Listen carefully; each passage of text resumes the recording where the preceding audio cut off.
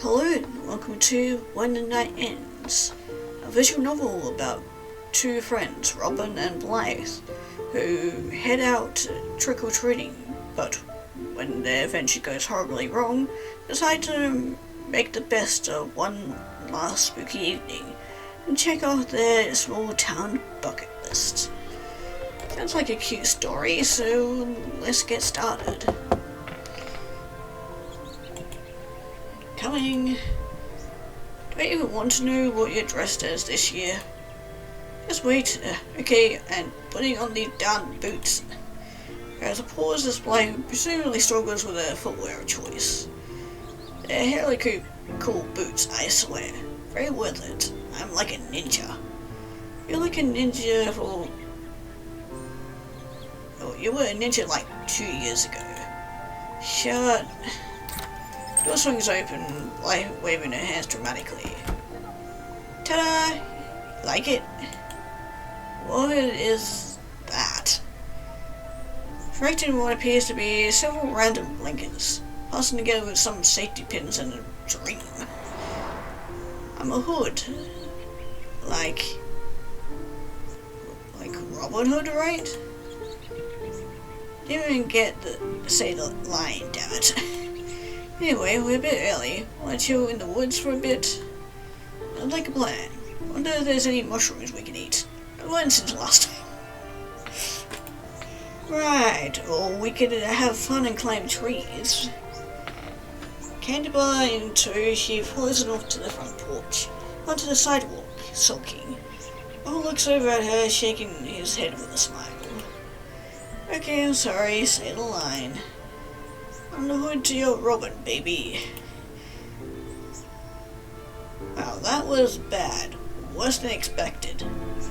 Cause I'm guessing he is dressed as like a Robin and then she's hood. Okay. I get their costume designs now. Hey, at least my costume is original. Yours is literally in the name. No matter what, you're six on this lame old thing. Yep, it's called efficiency.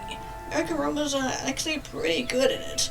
They're the earliest birds to breed. Get it out of the way, get the whole summer to themselves. What, is that what you're planning on doing tonight? Gross. Not even in America. Why are they called American Robins? Not sure. It's just North American. There's European Robins too. Tiny little guys. Cuter though. You should have been one of them. You're not calling me cute, are you? Maybe. No, you're right. I'm calling you short. Plus, then I could dress up as Mr. Uncle Sam Robin, beat the crap out of you while you scream in a British accent, because you know you're so tiny and European. And it checks out. No way in hell I would be able to take a punch from you. Next year, then. Oh, shush. Oh, this is so pretty. I have to say, I'm really loving the art for it.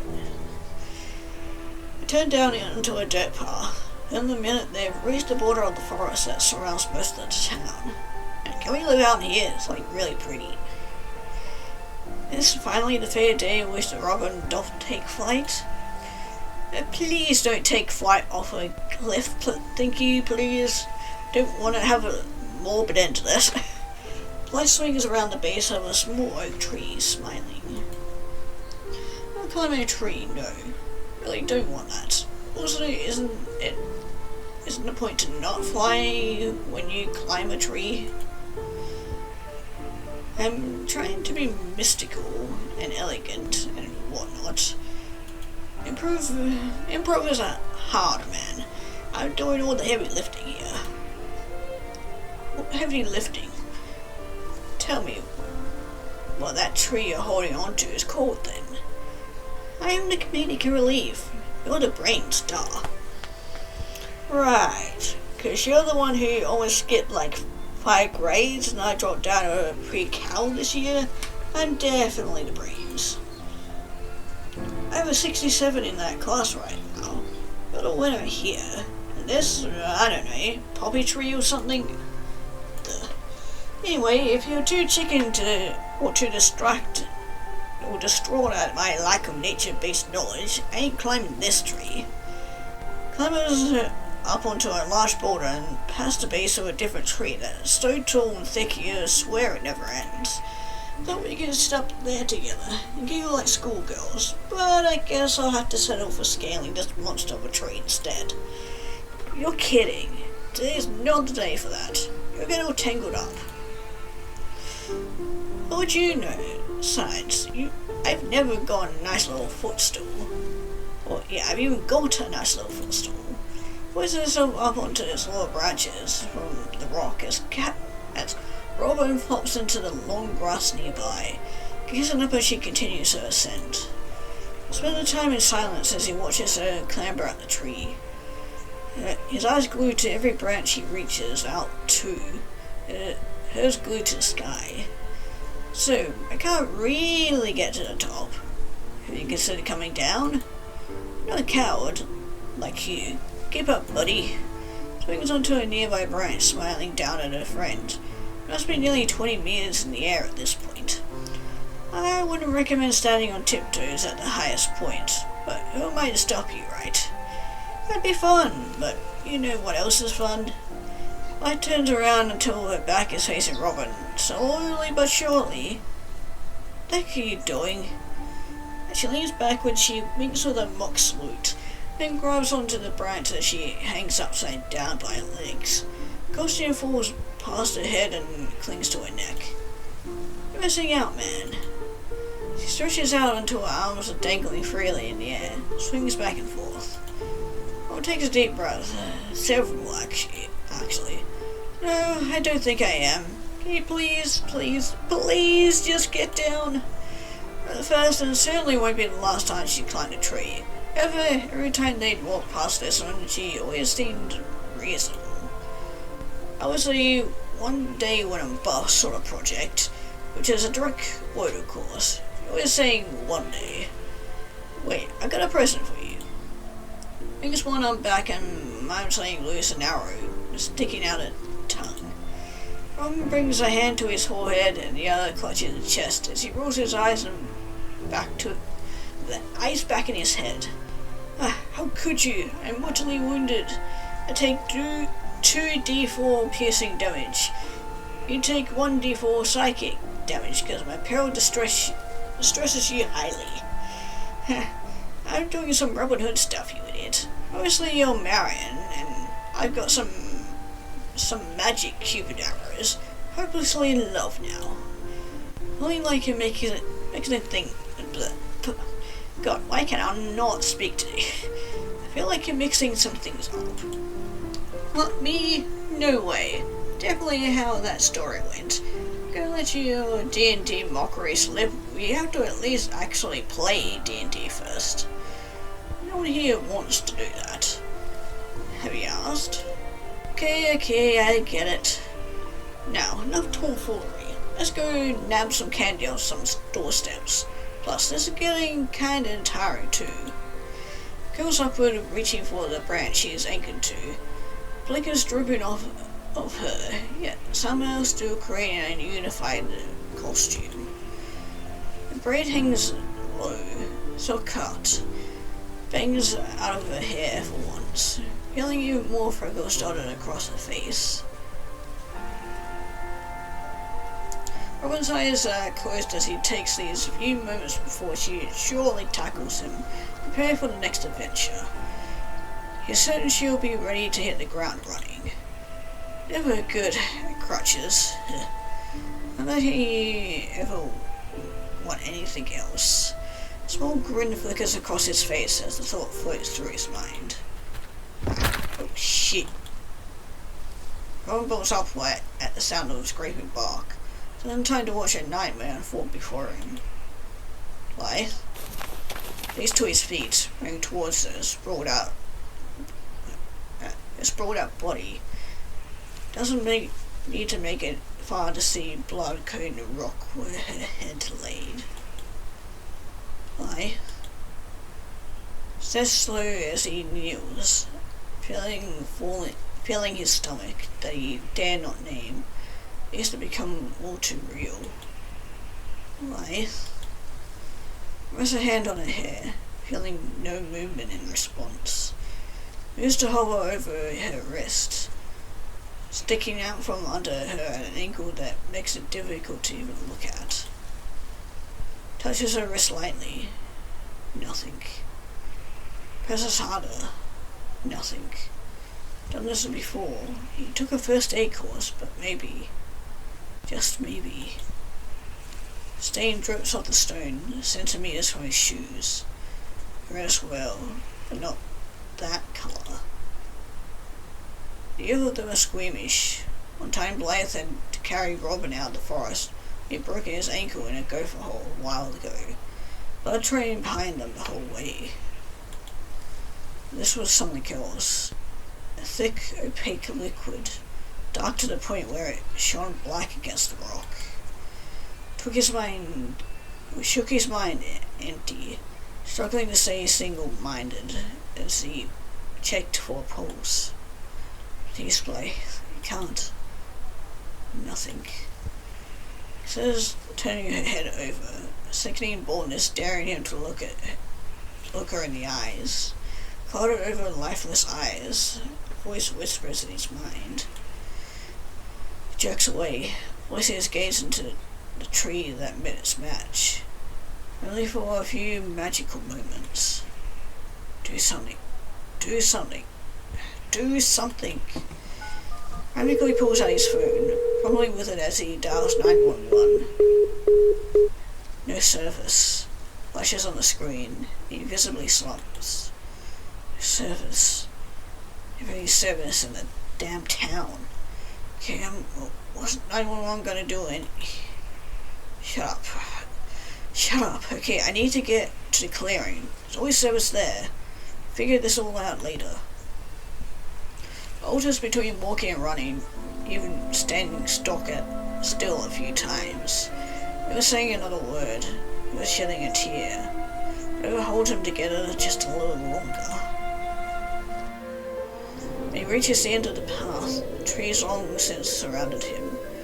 Finally part once more to reveal a stony plateau with a steep cliffside. Sunset blooms, clouds drape neatly across the blue-orange sky. Sun sneaking beneath the horizon in its final blaze of glory. A boy with wings stands at the edge of it all, holding his phone to the sky like a flare. Arm shaking as if it weighs more than the rocky ridge he stands on. I wish we could admire this view if it wasn't for our friend that we just left back there. Okay, we can do this. We can... God. Do I call Mike and Rachel? Can't do that. Can't be the ones to tell them. My parents. Not like an ambulance can do anything. She's dead. What? Iridescent glow balloons beside him. The shape of a girl unfurls from the ball of light. A girl he knows. Yep. Spirit has a casual grin on her face, still dressed in the ridiculous grab sheet he had seen blood-soaked just minutes prior. The ever-present liveliness somehow still present in this new form. Guess I'm a ghost now. Sorry about that. What were you thinking? You just killed yourself. How could you do something so stupid? You're dead now. Gone. Wait, I'm probably going crazy. Oh, God. I didn't really know what post-traumatic stress disorder feels like, but slow down. You're not going crazy. This is real. Somehow. Why would I trust you? Even if you weren't real, you'd probably say you were. I'm delusional right now, okay? My mind pretending you're not a bloody mess right now. Literally. Okay, how can I make you believe me? Pinch me. I don't know, okay? I don't... Sits down on stone, holding his head in his hands. Light simply phases through the rock, still standing, trying not to smile at her strange new body. Robin glances over and shakes his head. He opens his mouth to speak and whisper. Neat party trick, eh? Yeah. Staying like that for a while. settling their gazes on the setting sun, point as far away as possible from each other. Did you come here because we used to bring the console all the time? Well, I knew there'd be service here because of that, so I guess... Man, we need to do that again sometime. I mean, console's at my mum's now, so I guess not. Hey, Pastor Herb Heroes had to try my glitch though. Did you? Kidding. Campaign mode is going to be so annoying now. Yeah, I guess. Well, there's one other thing that's a bit in the way. Listen, I don't really have a way to prove anything to you. I mean, how does one know they're real? It's all a simulation, right? He presses a weak laugh, watching Robin as he continues to stare straight forward. So, can you at least just go along? I mean, what's the worst that can happen, right? Listen, I don't know how I know this, why it would be, but I just had this feeling. When that ends, I'll be gone. And I don't want it to go to waste, so one last Halloween with your best bud, just for posterity. Robin tentatively spares a glance in her direction. He takes a deep breath, closing his eyes, and steadies himself on his feet. When he opens his eyes again, it's with a smile. Alright, I guess it couldn't hurt, Ghost Blythe. Where to? Got a whole plan. It's gonna be fun. Just, follow me. Try not to go too crazy. You got your wallet. Oh no. Yes. Perfecto. They're gonna have the best death night ever. Walk back down the path they'd come from, making their way back into town. Before they reached it, however, they came to the scene of that horrible fall. Blythe's human body slumped over. Oh, that's, I don't know what I expected. One stares off in the opposite direction. Lips pressed together. Breaks the silence with a weak mumble. Should I... Simmons trails off, still refusing to turn around and face her. Should I move it? If anyone finds it, they'll be scared. And they'll call someone. Then they'll start looking for me. I guess. Pretty morbid, isn't it? Don't have to if you want, but it's not a bad idea. Owen finally turns around, walks towards the corpse, mindless determination in his steps. It seems as if he's ready to fling her across the forest, only that would rid him of the sight. Instead, he relaxes, slowly doing his best to pull her from the rock. Can't quite lift her. He curls her head with his shirt sleeve as he pulls her upper body across the Lee Street forest floor, his boots dragging through the dirt. Robin sets her down a short distance away, behind a large stump of a tree long since chopped down. There, it's safe and hidden. We can go now. I'd offer you a chivalrous arm, but I ain't much for leaning on at the moment, but thanks. Let's ride. Halfway across the town before Robin has an inkling where they might be going. As Blythe seems keen on keeping her surprised, he doesn't mention anything until they arrive. Coolly decorated place. Definitely fits the vibe. I don't know what this vibe is. Pancakes? Yes, always wanted to do this, but we never went. Skipping a step, or float, she speeds up, beckoning Robin onwards. Can anyone else see you, or is it just Robin here that can see you? The sooner we get there, the higher the chance we got Boothly, baby. Robin opens the door to the Stony Springs Diner. Bright white lights casting their long shadows on the beat-up pavement behind them. Windchime twinkles loudly above them. The interior is decorated with all manner of things spooky. Forked spider webs strung between rafters, skeletons hanging from the ceiling, and festive centerpieces at every table. The place is bustling. Probably the first time Robin's ever seen it. So lively. Disappointing number of people are dressed in ordinary clothes. Oh, this is sick. I feel like they should only let you in if you're dressed up though. And forsake half their customers because they're too old to even put a costume on by themselves anymore. Okay, fair. This is kind of their haunt, I suppose. You're about to want this place soon enough. Beatrice jogs up to them, black gas mask covering the lower half of the face. Butchie is sitting in front of a tightly wound blonde bun. Hello, I'm Dana, your server today. I'll show you to your seat. Dana, since when do you guys have to introduce yourself? Boss's orders. Guess Halloween is a real formal occasion.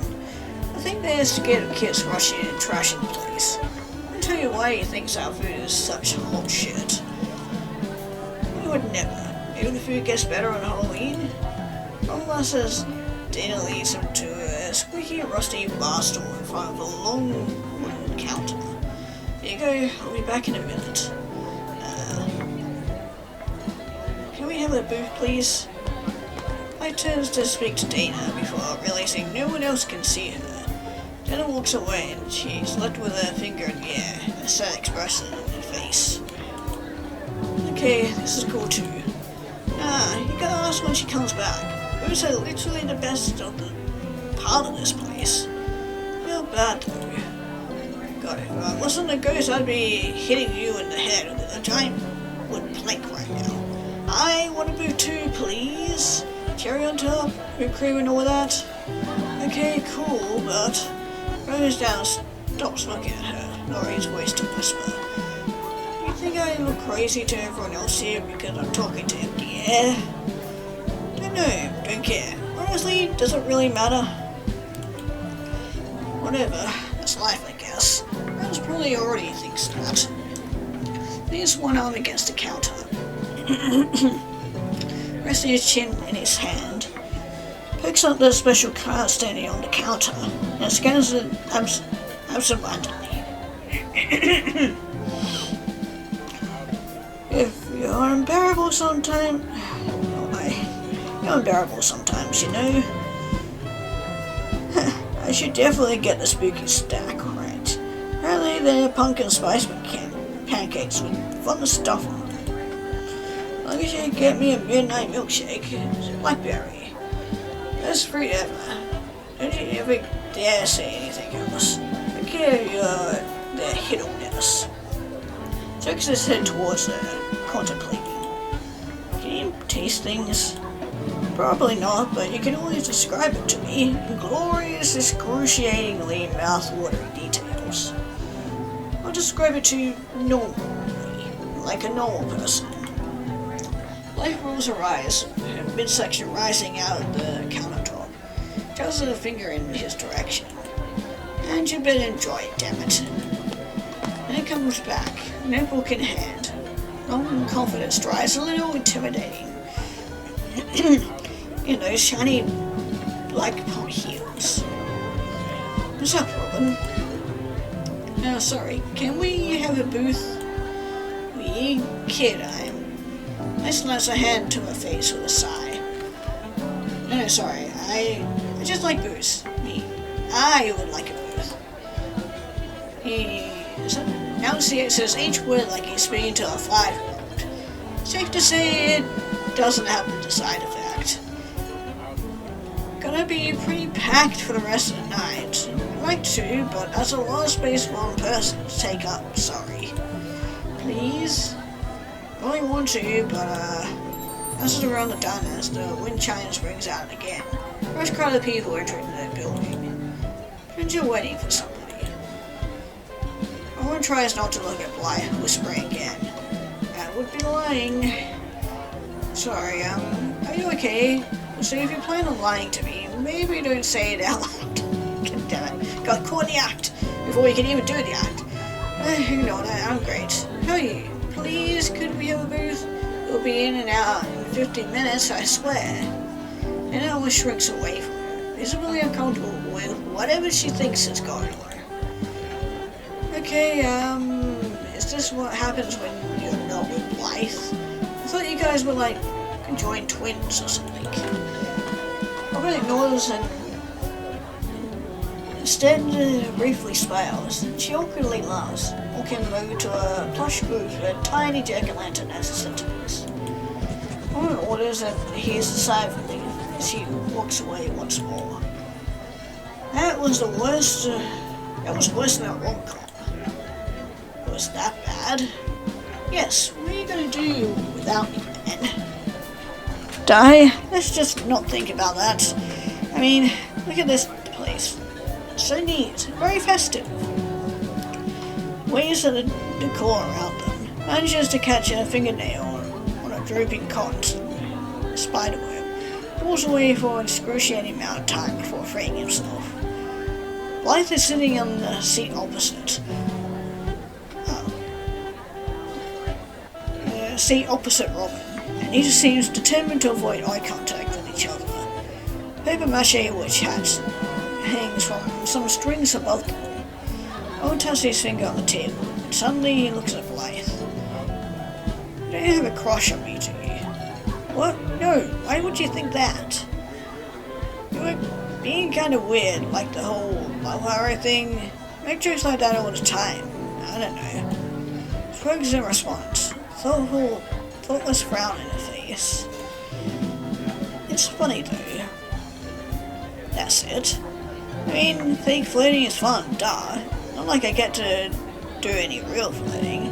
All the guys around here are douches. Honestly, you don't have a bad pool though. Think I should look for a girlfriend?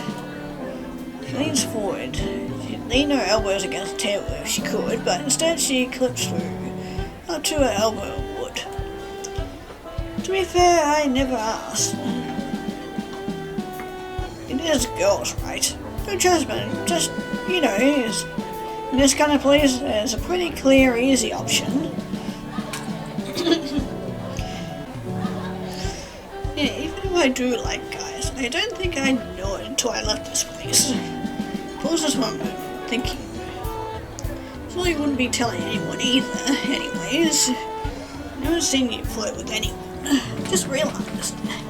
Ever. That's really sad. Actually, go. Give me your best pickup line. One firmly crosses his arms across his chest, looking up at the ceiling tiles. And not doing this. Light leans back, once again phasing through the furniture, showing the relaxing stance of your average boy in a locker room. Are you a torch? Because it's getting hot in here. Bert bursts into laughter. Robin shaking his head. Your turn. Are you moss because... are you spicy Cheeto? Are you Western Prairie framed torch because... sure, let's go with the spicy Cheeto. Because you're hot. I want you on my tongue.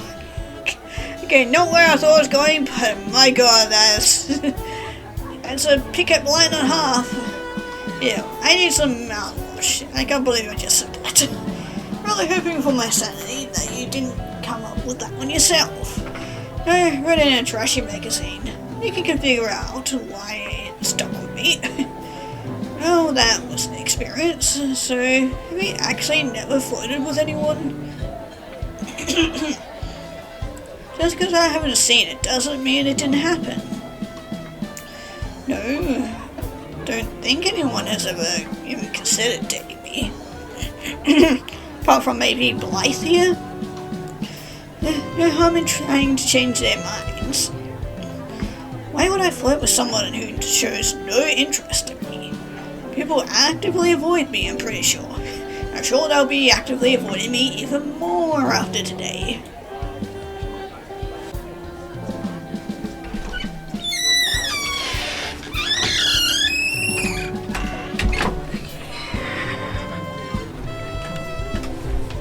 Let's just hope they run anymore. Yeah, instructions.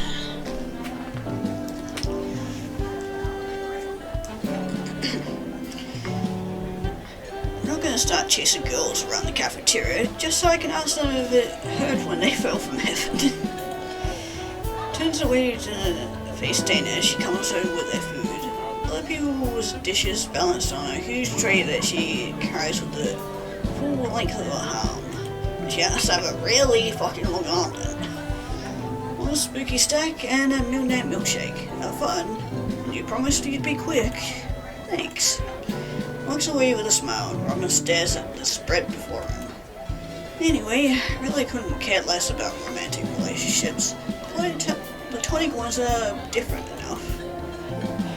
Are you calling me difficult? Raises an eyebrow, looking her up and down. Well, at least we won't have to worry about her for much longer. Sorry, I should not be making a joke like that at a time like this. She smirks, wrapping her hands in his direction. Yeah, I get it, I'm dead. Seriously corrupted by some worn-out teenager pancakes. Pancakes dyed with a little too much red food coloring to be orange, and festive dollar store sprinkles on top. Generous puff of lavender whipped cream sits on top, already melting. Anyway, my time starts now. She moans, pressing a button on her watch, and beams back at Robin, who picks up a fork and knife with a roll over his eyes. After a few minutes, he leans back, bellying half of the pancakes back devoured. So, how was it? Maybe you could have made better. I highly doubt that. Maybe you could have made better. As a team, we are a certifiable disaster. Robin looks at the milkshake now. Blackberry that had once sound a pillar of marshmallow fluff now stung into the patchy purple shake. Single straight straw sticks out of it. Yeah, maybe. I'll try your milkshake now. Describe it with all the prowess of your 10-year-old fanfiction author. No, we definitely don't need that. Hey, we did not bring that up. I'm pretty sure most of us have been through that phase. Fine. Not bad. Tastes mostly like blackberry. Too sweet. I hate marshmallow fluff, but you'd probably fall in love with this thing. Dang, that sounds good. We should have gone here last year. Spent like half the night finishing your costume instead. Yeah, well, that was super fun. No point in regretting it now. I'll bet you just make it sound better too. You're too nice, Robin. Off you go then. Little birdie told me you have quite the quest prepared for us. You're the little birdie, Robin. Glad he's reminded me.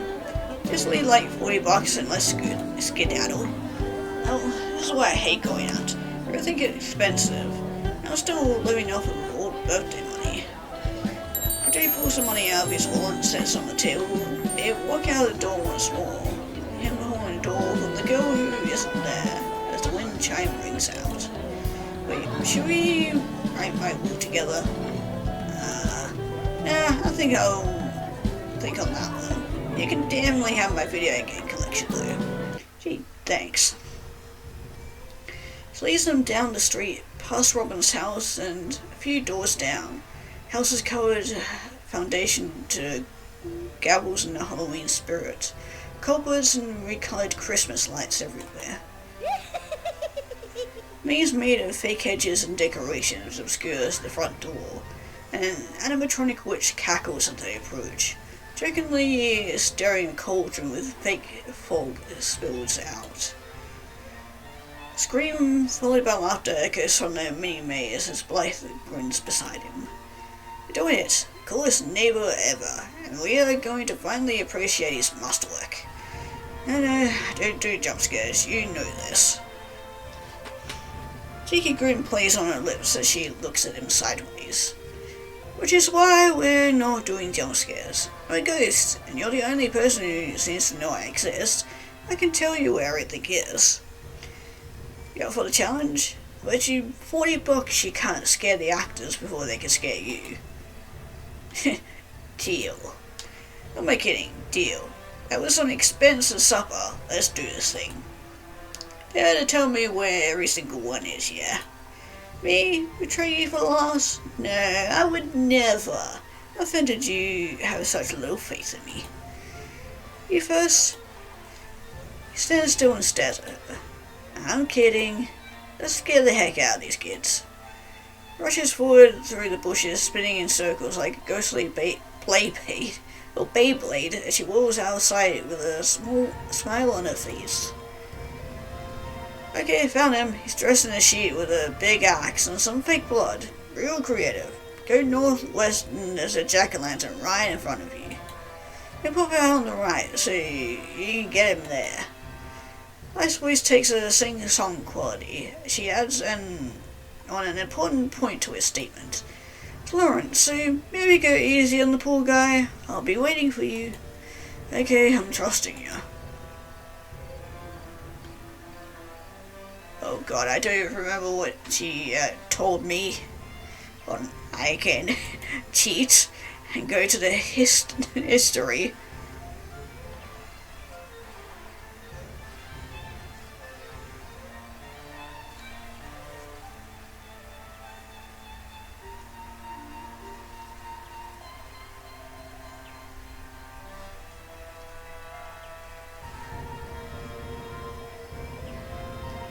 Yeah, there it is.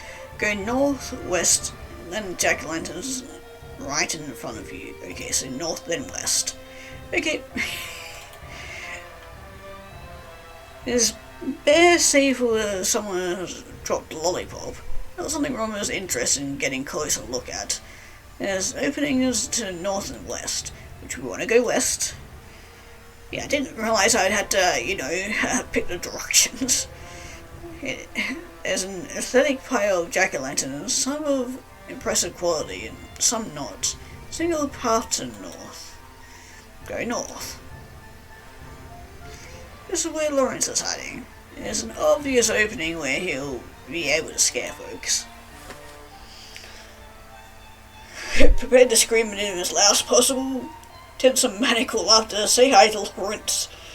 Try to stay out of view and shout boo. Yeah, just do the good old boo tactic. One creeps around the edge of the hedge until he can make out the bright outline of a white sheet. Pass to strike a particularly visible Bly snickering in the corner. Boo. Whoa. Hit him with the old boomerang, eh? 'Cause, that's his thing. 'Cause he's a ghost. That ain't really funny. Sees the white sheet pop up from where he's hiding, visibly startled. That's my line. That's what I said, copycat. Should have been more vigilant then. Robin, been a while since we talked. What's up?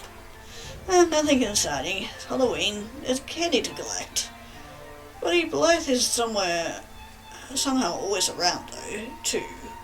Haven't seen her pass by yet, huh? Just 'cause you haven't seen me doesn't mean I ain't there. I'm always there, watching. Blythe floats partially back into the bush, miming holding up a pair of binoculars. Where is she? She's the one that stole you away from me anyway. Sheet covering his face, there's not much to go off of, but his voice is joking and playful. Rocky did that first. Don't kid yourself. She's somewhere. She says hi. I thought we were just gonna pretend you didn't know. Aren't we, not trying to implicate you in the scandal of my death? Ominous. Well, I got a busy schedule, Scary. You get out of here before the next batch comes through. Someone told me to be more vigilant. They give good advice. See you around. Robin and Blythe turn a corner as Lawrence returns to his hiding place. I panicked, okay? I'm not going to actually think I murdered you or anything. Blythe sticks her finger up, looking rather matter-of-fact. Your fingerprints are on the body. Can we just... Back last, waving him around. You know what, don't worry about it, I'll put it in the will. Robin didn't murder me, he's just a little dim and we love him for that. Signed, Blythe. Gee, thanks. Thanks. That'll work like a charm. Let's have you once again, leaving him to contend with the maze by himself. Single opening to the east. Okay, we'll go east, I guess. The only way to advance is northwards, through a single, much narrower passageway. Okay, go through that. Hey, what's up? Before Robin can make it any further, Blythe appears out of the ground, waving her arms dramatically. Wait. New predator lies in wait. Ethan Riley, of all people. Isn't a chainsaw guy get up? No. Give me some strategies, Blythe. Not letting him get away with scaring me. Now we're talking. Time for your vengeance arc. I've been waiting years for this. It seems a bit dramatic. No such thing. Alright, when you turn the corner, he pops out of the back, sprints at you, revving that fake thing all the way until you hit a door. He punctuates the plan with a variety of extravagant hand motions that look like the movements of someone who isn't allowed to use words at all. They've locked it for dramatic effect, but then, they open it and you get candy. One drags the palm of his hand down his face, and out a groan, his voice muffled. You're kidding. Of course that's his thing. I have enough memories of Ethan chasing me down hallways. I don't need any more. This time you got the upper hand. You got me. Maybe I don't want to relive those days. Fanciful vengeance or no. Wait, are you, actually scared? Yes. At school he's got better things to do, but in this moment, it's his job. I don't want to know what he's doing with that power. He's just another guy. I don't get it. Just move on. So what if he made you miserable back then? Act, decide to care, and then your victory will be all the sweeter. Yeah, you don't get it. I want to move on, okay? Don't care. But rather than pretend he doesn't exist than bear another interaction with him. Worked out great so far. It's not helping that. Him chasing me who knows where was the least of my problems with him. He'd pull open the door in the bathroom when I'd change in there. I was there in the first place because if I didn't hide, he'd throw my clothes into storage cabinets. As waste escalates in speed and pitch, as his words seemed to flee from his control. Dodgeball, he'd pick me first, so he could hand me balls and tell me who to throw at. Don't know how to fucking throw a ball. Never did. More for a dodgeball. I think he's been nice, really. Some weird tough guy apology. But I had to throw it at who he said, and when I did, they'd always catch it. Made sure to usher me back into the game first, every time a ball was caught, just so I could throw another weak pitch and land myself back on the bench to be mocked by the others. Spent so many nights wondering why I couldn't just throw a stupid ball, and maybe that was the one thing I had to fix, then I would have had more friends. Sometimes I still wonder if I shouldn't have just gone along with it, or laughed like I didn't care. Maybe you weren't going up, or liked me. Maybe if I just pretended to be one of them, I wouldn't be much of a freak today. Who knows? I'm just tired, Blythe. I don't want to do this. Oh, why? What's wrong with who you are today? You're awesome, dude. I wouldn't want you to turn out like one of those hockey boys. What good has being awesome doing me if I'm all alone? Sure, you're gone. Well, yeah, you're gone. You were kind of it. That's all I got. No, it's the right thing. No one's being an arsehole, but should have ignored him. Shouldn't have been hurt by any of his stupid pranks. I don't know what I'm doing back then. Or what I was doing back then. Just avoided everyone. Even you sometimes when she showed up. I should have done something about it, but I didn't. Now what? Miss Blythe. You know that. See me try to hold a conversation like 5 times today? Doesn't go well. Always say the wrong thing and you've always been the only one who couldn't care less. Sometimes I wish Ethan had bullied the forest boy out of me. Right, because a bunch of fake friends thriving off your fake personality would really improve your quality of life. Sorry. I mean, you know this, but I got picked on all the time in this place, and the last. Just kind of shook them off. I don't know. Maybe it hurt me, but I pretend it didn't. Told myself they were all worse idiots and their opinions didn't matter. Maybe I was lying to myself, but and I felt weighed down, not like you did. Don't really know what I can do to fix that. I'm not sure how I never noticed. You called him a loser idiot enough for both of us. Maybe I should have told you that it didn't really help. After all, it was sort of us against the world back then. I had not to believe the majority. Well, fuck the majority. They're a bunch of loser idiots, and if that doesn't help, there's nothing wrong with you, Robin, really. Maybe it's time to look past all that doubt. Call them loser idiots and feel that charisma boost, baby. I ain't making a D&D joke. Seeing as I'll never get to play it with you, I should get them in while I can, right? Okay, you know what? Let's go get some candy. Okay, going west we go. One turns the corner, preparing to do something. What, however, he still hasn't decided. Black peeks out through a bush, head barely visible. You got this, Frost boy. Ducks outside again. There's a rustling in the bush. Tie in to make a choice. Don't run, just turn around. Chase Ethan back into the bushes. Stick a leg and trip him. Enjoy a pleasant stroll.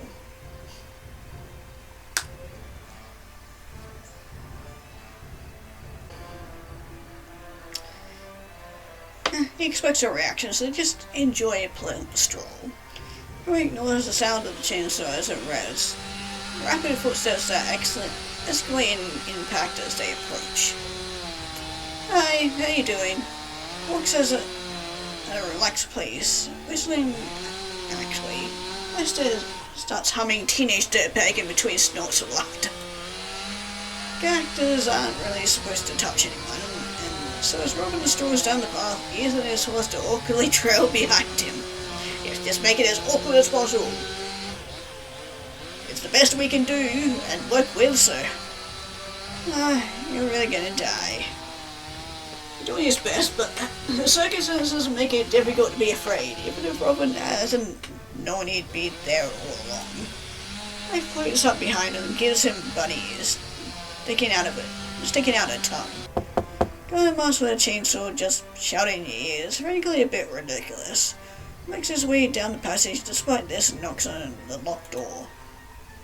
Somebody opens it and Ethan can be heard sculling back into his hiding place, uttering something obscene. There's a real door in front of him this time.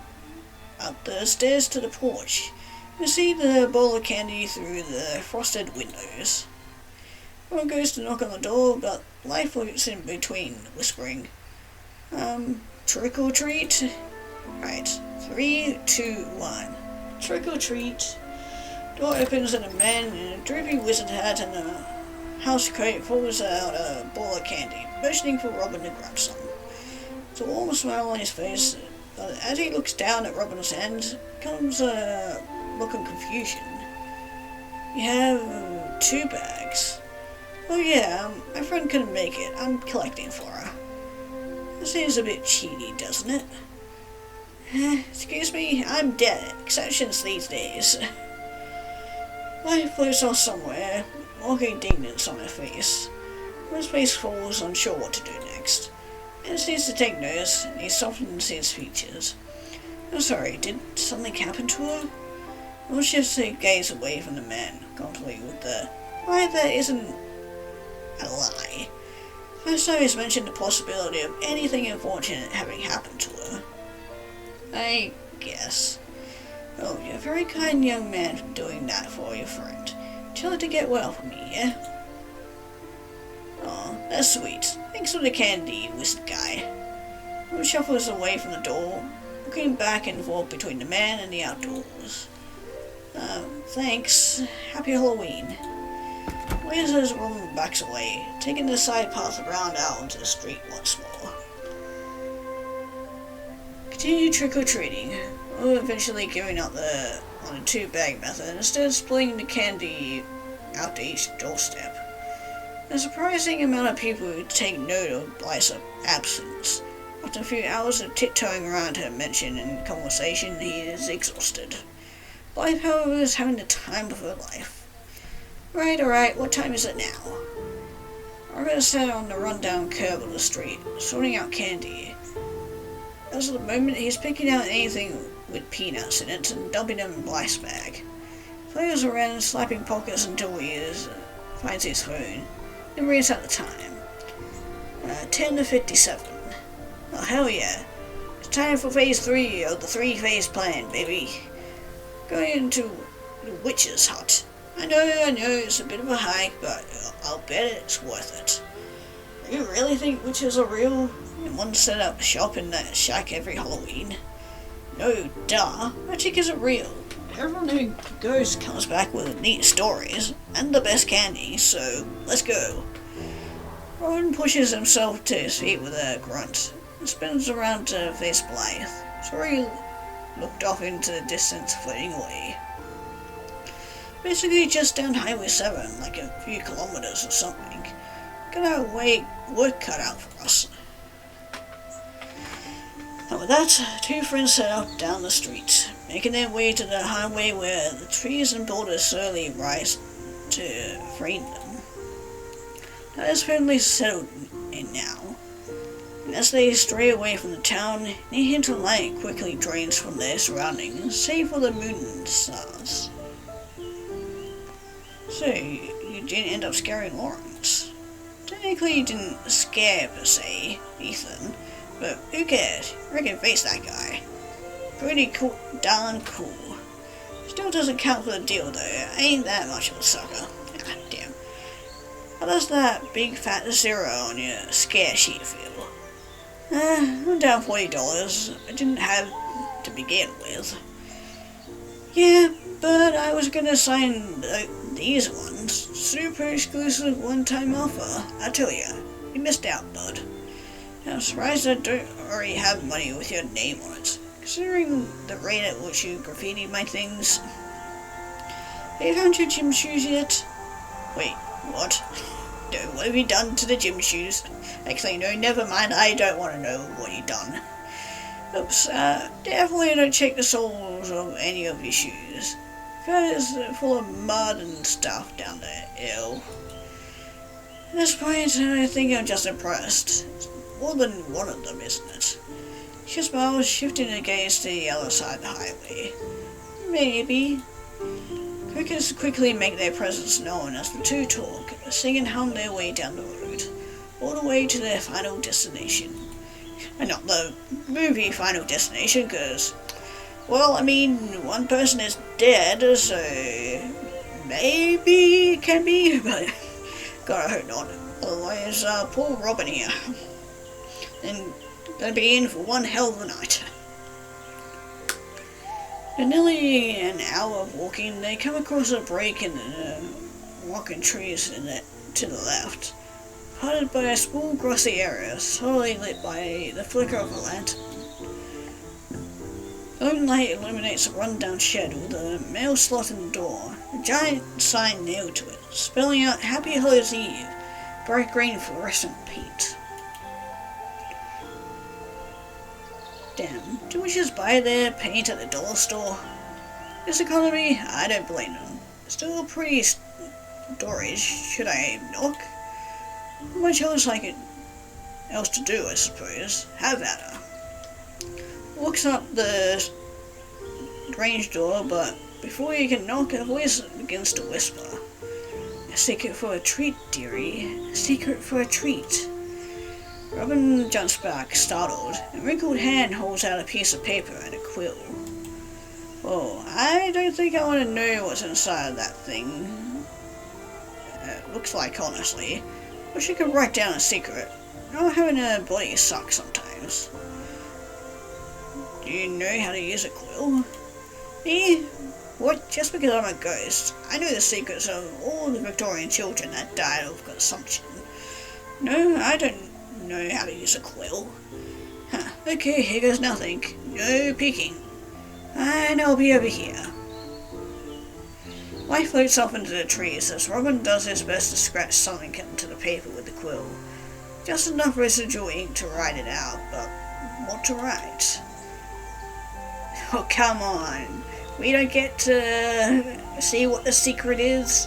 Okay, eeny, meeny, miny, mo, catch a tiger by the toe. Secret 2. Really should say this one out loud. You ought to know. Right, you can come back now. It has been done. Why are you saying that like I just assassinated the Prime Minister or something? What, did I write on a piece of paper from the Death Note or something?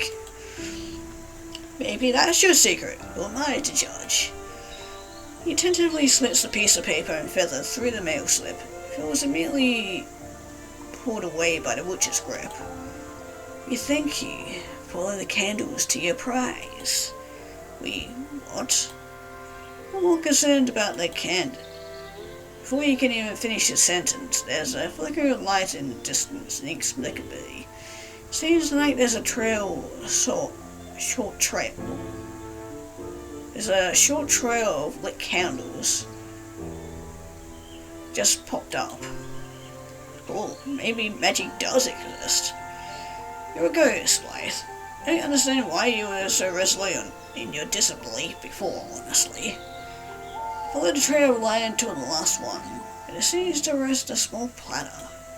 2 candy apples shine, coated in a golden caramel that drips down the side with all of the polish of your average homemade dish and your average homebound cook. Some bizarrely misshapen chocolate chip cookie that bear an uncanny resemblance to one of Blythe and Robin's failed baking experiment pairs the apples to form a rather fancy spread. Isn't it kind of weird she gave me 2 candy apples? Yes, still, told you, hell worth it. Okay, that was so weird though, right? How did she do that? Magic, duh. Yeah, it's getting really late, isn't it? I don't think I have a real timer on all this.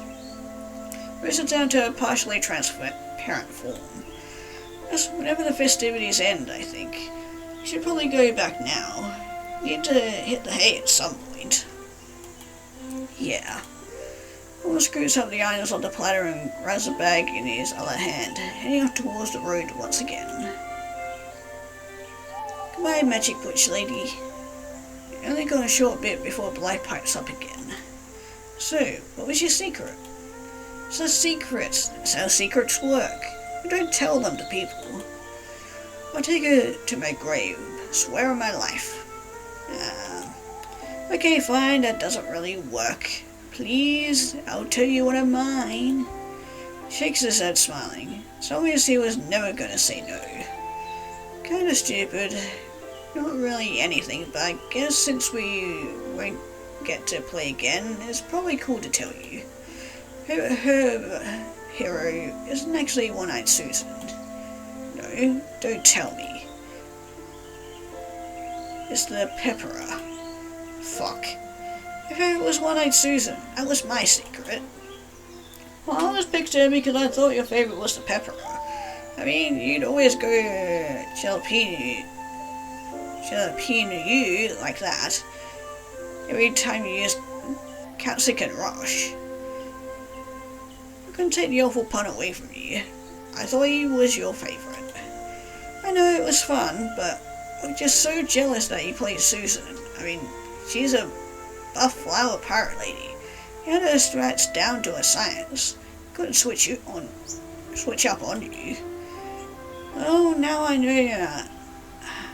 Now we know, I guess. But I had to play against the computer now. Can't play online. That would go so bad. I know, we're all for the game, but that's the fun part. Now I don't have anyone to be bad at it against. Wait. One looks down at her hands, bag in one, cookies and apple kosh in the other. I forgot your bag.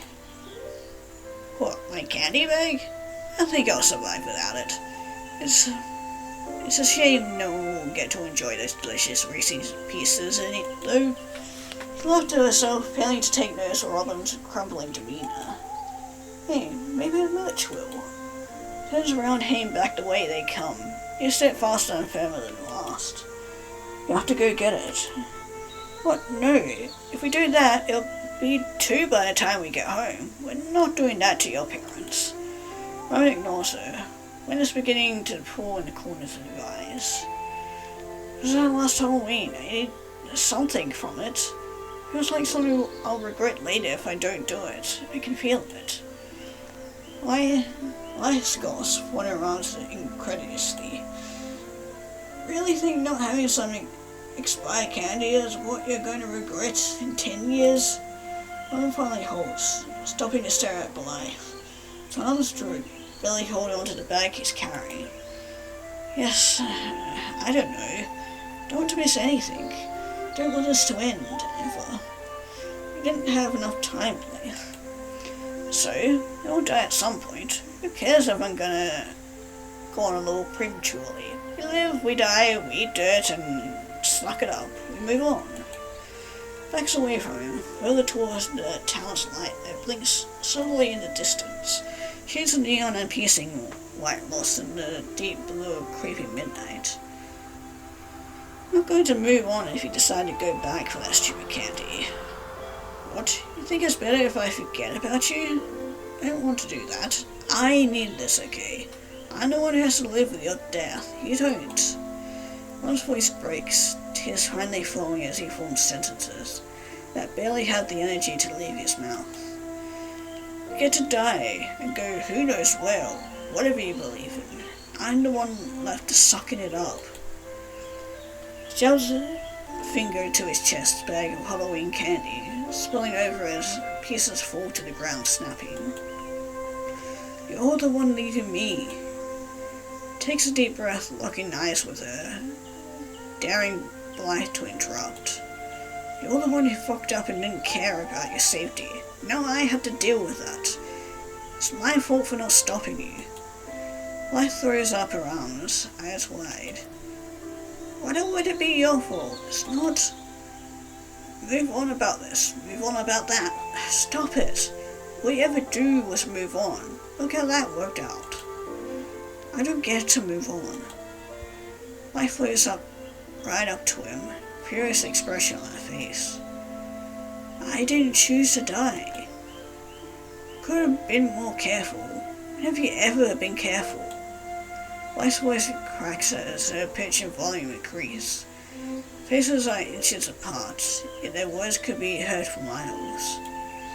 Only anyone could hear Blythe, that is. How do you think I made it this far, huh? By stopping to think every time someone called me something awful, every time someone shoved me or beat me up? Can't compare climbing a tree to being bullied. Yes, I fucking can. I can and I am. And I'm sorry you were lucky enough to deal with anxiety and awkwardness, because rumination. If I tried that, I'd died a lot sooner. Clear silver pearl tears are running down her face. She blinks them away furiously, raising her voice in more. Fun with your grit. Have fun missing me. Sorry I was too rash and I died on you. She lowers her voice, back turns on him. If you're not going to move on, I'll do it for you. Don't say another word. It's possible to tell she's just phased through the ground or truly dissipated.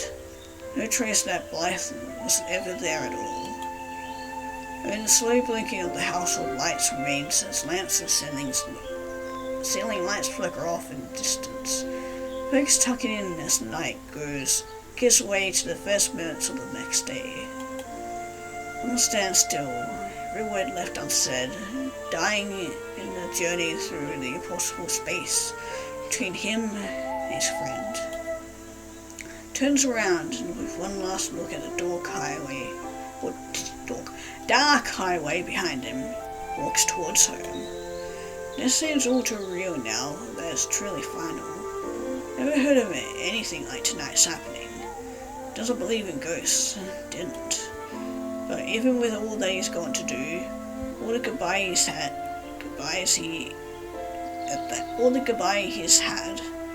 it feels like no one in the world will feel the same way he does. Snapshots of memories haunt his mind. Joyous moments taking off on different shades of grief. Regret already so long ago. She was so much of his life, and yet not enough. When she came to this little town, she'd clung to him like a magnet. It was like a big brother, her ward. While there, that didn't last long. Found a spunk and he, lost his edge. They completed each other in the end. She hadn't needed protecting anymore.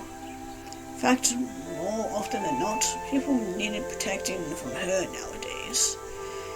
The world would go on without her in it, and he hadn't left her peacefully.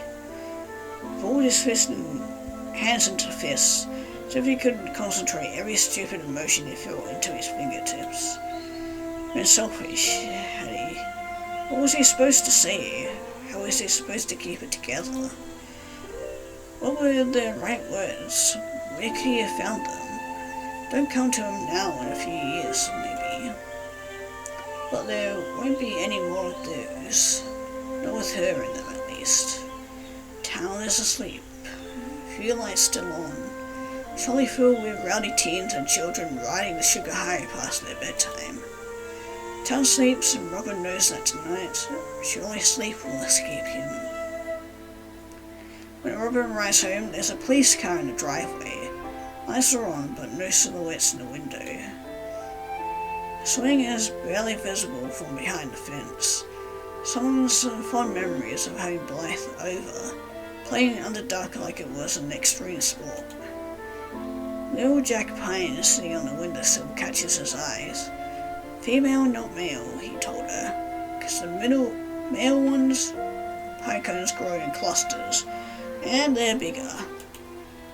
She knew that, he said it before. Looked down at the bag of candy, allergic to peanuts, but not that allergic, so he'd take whatever he got and dumped it into Blythe's bag. Sometimes he'd trade for coffee crisp. One takes a deep breath, steps off the sidewalk. Eyes shut tight. Carefully walks up the stairs of the porch. He didn't want that to be our goodbye.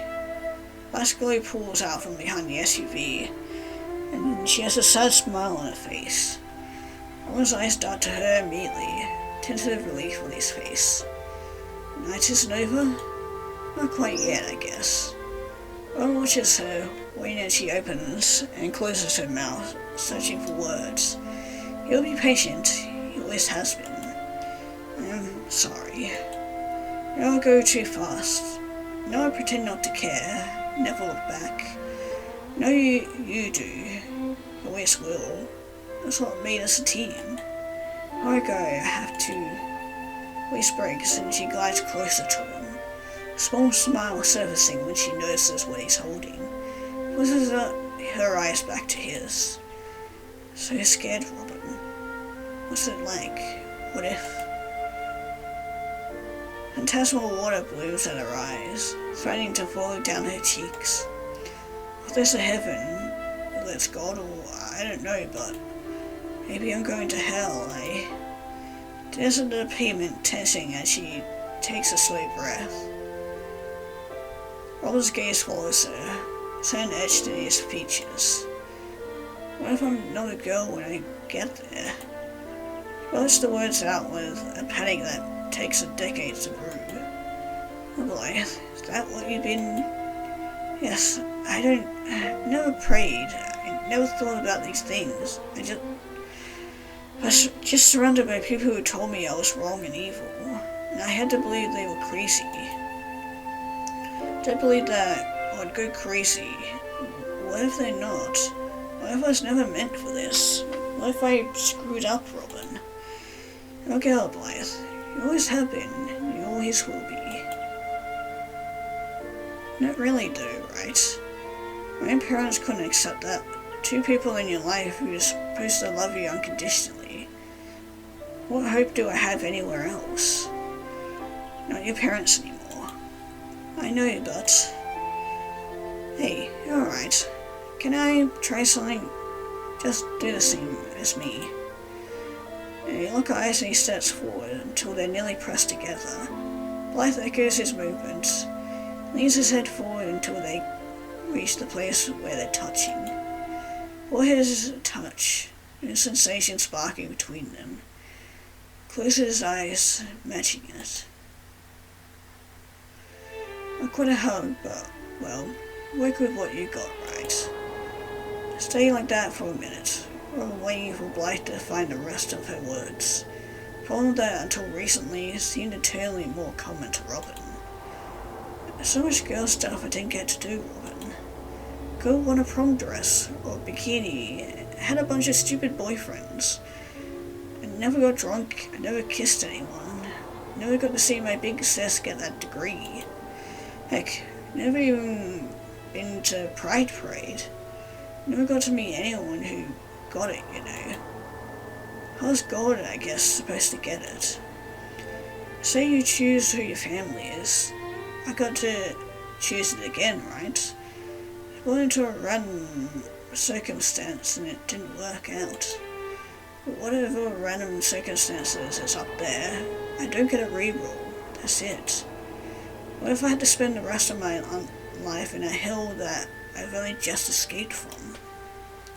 Hey, you're a good person. Maybe you're the best one I know. Not ever.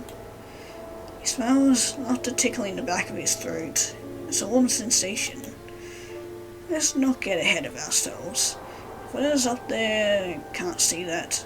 Can't see you for who you are. Probably be joining you anyways. System's fucked. We rescued one more baby bird from a tree than I ever have anyway. I don't want to go, Robin. I know, of course I know that. Sorry for saying all those things. I was upset, angry. I still am. I don't know what I'm going to do without you. It's okay. Both move on. Both leave a little behind. Figure it out. Guess they found me. Police car. Yeah. Don't worry about it anymore. It's over now. I'll be fine. Everyone else, I'll make sure they're okay. I have time. You don't. I did. Well, look how I spent it. It's okay. No regret is good. Means you care enough to see it. Don't get swallowed up by all this money business, you know. I have a lot more time to think now that I'm not around to pester you. I'll do my best to fill it. Maybe I'll actually get my homework done in class now. See, there's always something to look forward to. I'm not gonna miss homework. Voices teary and weak, and laughter, following every sentence as if a human can shield her from the inevitable. So, is this it then? Only when you're ready. Here's a sigh. Now you're so human, so alive. Ron swears he can feel the breath brushing his skin. I spent a bit too much time doing that. I'm ready. Are you sure? Yeah, I'm sure. Goodbye, Blythe. See you, Robin. When he opens his eyes, the glow is gone. Winter lights beaming pale yellow onto the driveway instead. People rush out onto the pavement, his mom and dad wrapping their arms around him. Safe. Presses closer, tears falling into her fleece sweater, his nose dug into her shoulder. A friend. Breathes hard, trying to control his sobbing. I know. Before he goes to bed, he sits down at his desk. Just one round, and I'll go to sleep. Goes up Herb Heroes.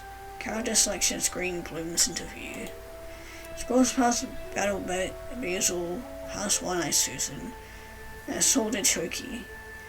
Picks the pepper. Stares at the screen for a few moments. Chala. Shakes his head, grin on his face. Jalapeno like that. And that's awful. I think you said it better. Sorry, I can't. I swear. It's the last time I'll hug her. I can't switch just yet. You'd understand. It's like One-Eyed Susan. They too. Screen house. Scrolls back over to the pepper on the small. one last round, Blythe?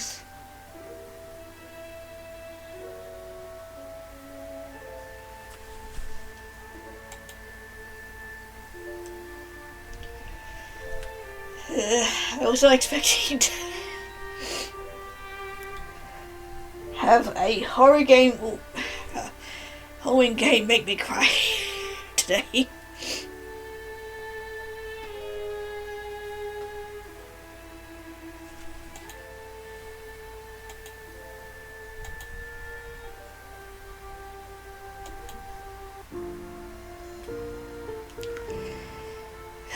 Man.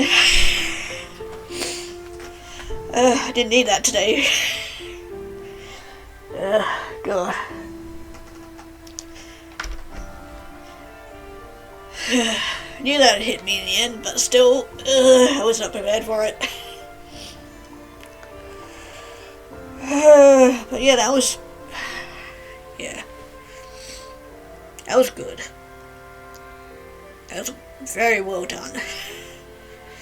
Very well written. Especially love the art for the characters. They were really good. Same with the backgrounds as well. I don't think I really have much else to say for this. Yeah, if you guys want to check this game out, link will be down in the description below, and yeah. Just maybe cherish your friends a little bit closer, because you never know when you might lose them.